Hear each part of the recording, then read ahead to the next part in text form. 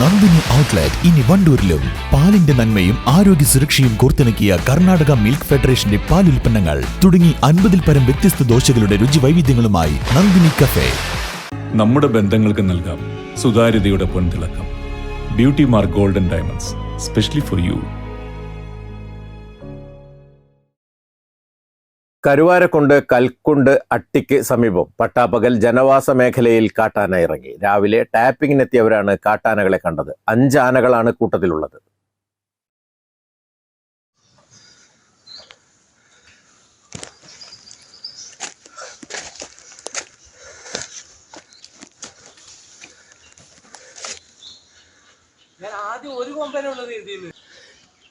ഇത് ഇവിടുന്ന് കയറി പോയിട്ടില്ലേ ആൾക്കാർ വരുമ്പോഴേ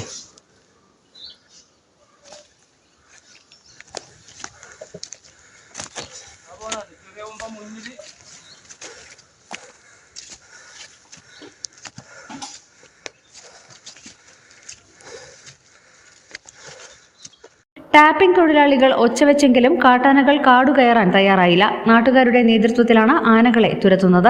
കൽക്കുണ്ടിലെ ചർച്ചിനകത്തടക്കം ആന കയറുകയാണ്. വനപാലകർ സ്ഥലത്തെത്തി കാട് കയറ്റാനുള്ള ശ്രമം തുടങ്ങിയിട്ടുണ്ട്.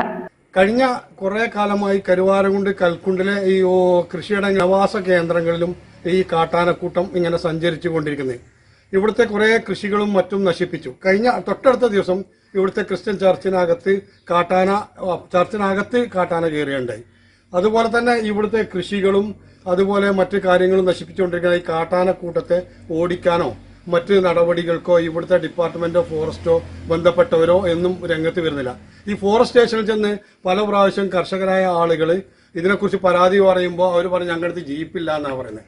അപ്പോൾ അടിയന്തരമായി ഇവിടുത്തെ കാട്ടാനക്കൂട്ടത്തെ ഇവിടുന്ന് വരാതിരുന്ന് ഈ കർഷകരെയും ഈ ജനവാസ കേന്ദ്രത്തിലും കാട്ടാന ഇറങ്ങാതെ ഇരിക്കാനുള്ള സംവിധാനമാണ് ഈ സർക്കാരും ബന്ധപ്പെട്ട ഡിപ്പാർട്ട്മെന്റും ചെയ്യേണ്ടത്.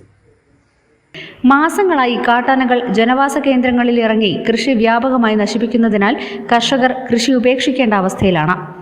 News bureau, Karuvarakundu.